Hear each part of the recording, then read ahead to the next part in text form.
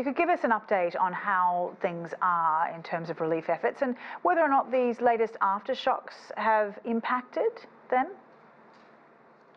Yeah, I mean, it's been a very, very eventful period. But, you know, Sally, before we get into that, let's talk a little bit about how quickly the government was able to react. Within a half hour, rescue operations were carried out at the epicenter.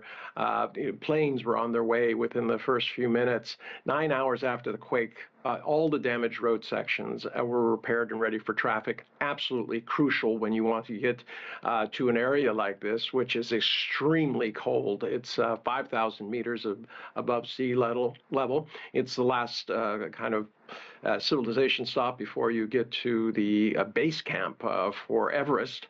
And it's very, very difficult. You need mobile communication, and that was all restored within a very short period of time. The efforts now have moved to getting people into safe areas. They are in tents and temporary housing. As you heard, they're evaluating the situation.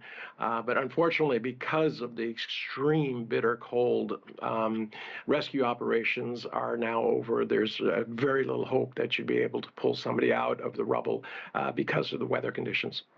We've seen a little bit about, you know, what some of the authorities are doing for children in the area, but what do people need most? Well, I mean, they're getting their basic needs. I mean, everyone's getting 3 hot meals a day. They're in shelter. But, you know, the psychological damage that is there, they need to know that people were there. And the fact that in this catastrophe, unlike many catastrophes around the world, the government was quick to act. And you know, there's an aspect to this, Sally, which a lot of people outside of China wouldn't understand, which is that the army is front and center on this, because they're not trained to just kill people. They're trained to protect people, and that includes during disasters. So they are fully mobilized and ready to help people when there is a flood, when there's an earthquake. You've seen these pictures repeatedly on television when these kinds of disasters occur, and they're fully trained to do that. And this is exactly what the people need.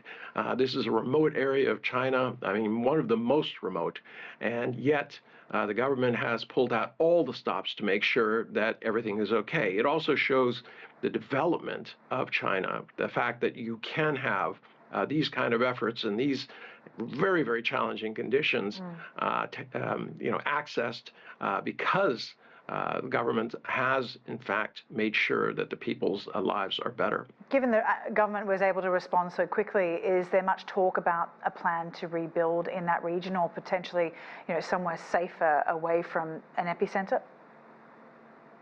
Unfortunately, you know, earthquakes are a fact of life. You're talking about, you know, there's a reason it's called Mount Everest. It wasn't a mountain range forever. It's where 2 huge tectonic plates kind of grind up against each other. You can say, okay, we'll move everyone away from earthquake zones, but you'd be down to a sliver. Instead, China has developed the largest and most advanced earthquake detection system in the world. It covers over 1,000 detection units.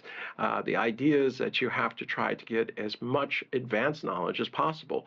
But in cases like this, when you have a shallow quake and you're not aware of how quickly things can move, it's the only thing you can do, unfortunately, is react at the time. And then when future houses are built, make sure that they are as safe as possible. All right, we'll leave it there. Einar Tangen, thanks very much.